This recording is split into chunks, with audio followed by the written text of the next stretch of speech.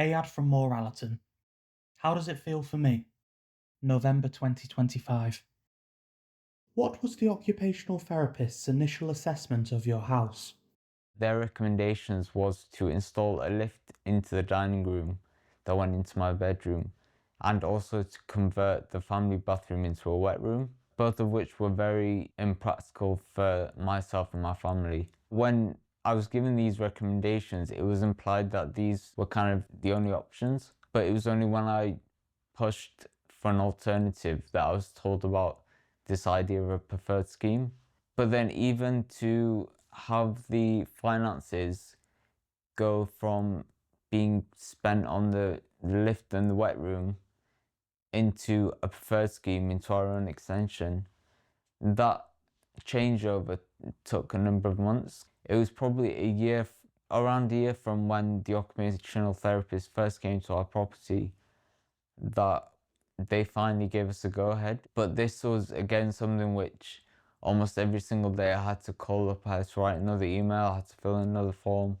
One thing which is very known about autoimmune conditions is that stress really exacerbates it. So it's kind of a build-up of stress, a build-up of worries and anxiety almost about whether or not I'm going to receive the support that I'm actually looking for. How was it to get the extension built for your needs? My initial understanding was that the council themselves would help us find people who are experienced with doing adapted extensions, adapted building works. You don't get the support from the council. They don't have kind of a directory of contractors who are experienced in this stuff. And we were asked to look around, to ask around, to find our own contractor. Which for me, of course, as a wheelchair user is very difficult because going onto building sites isn't possible for me. So I had to rely on other family or friends to go out and have a look at the work of the contractor to make sure the contractor's work is good. Trying to find somebody who knows what they're doing when it comes to accessibility is also another task. At times you kind of felt very um, left alone by the kind of the council. If they had given me that support, things would have been a lot easier. So eventually, when we got a contractor, he started on our extension.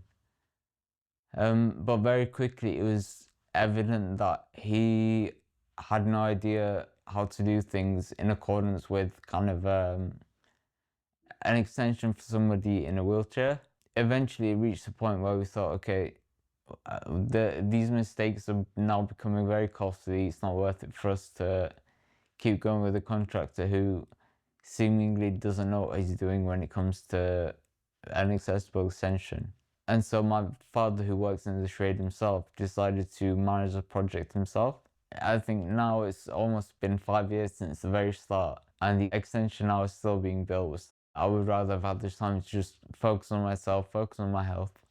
Um, but I ended up having to focus on so many other things, which I guess they themselves were not good for my health.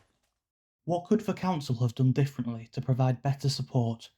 I think first and foremost being the idea of doing a preferred scheme. I think I would have preferred it if I was given all of the options from the very start to choose from. I remember being told a lot, I'll have a check and I'll give you a call back. It's the worst thing because you very rarely get a call back. And it means you have to call them, you have to chase them up. And so everyone having the knowledge of what I was looking to do would have cut out so many steps. And I just remember feeling stranded because it was like, I thought you were gonna give me that help.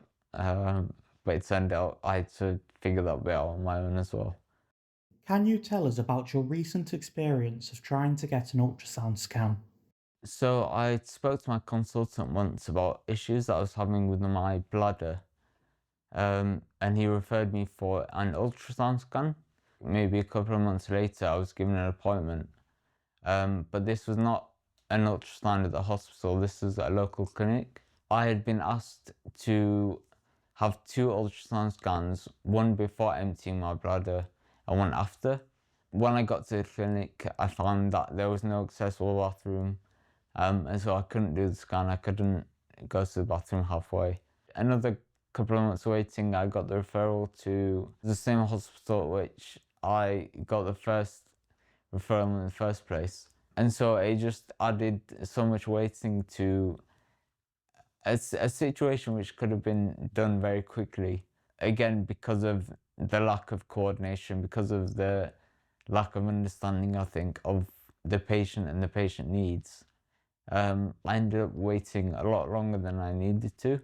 It's not healthy for anybody to have to go through that. And I definitely don't think it's a good use of resources for the systems here in the UK to have people waiting and going to and from appointments. Since we last spoke, what's one thing about your care that you really valued? So I had a nurse from the MS team based in Leeds teaching hospitals. I find that the MS team, the MS nurses in particular, are very easy, very accessible to get through to. Something I really, really appreciated is that they came, they spent time at my house, they spoke to me. There was kind of enough time, there wasn't stress that we needed to get through the appointment because somebody else was in the waiting room. And I think it was one of those occasions in which I felt that was taken into account. If you would like to share your story, please contact Healthwatch Leeds. Telephone 0113 898 0035. Text phone 07717 309 843. Email info@healthwatchleeds.co.uk. Thank you to Ayad for sharing his story. Produced by Healthwatch Leeds in collaboration with Rolara.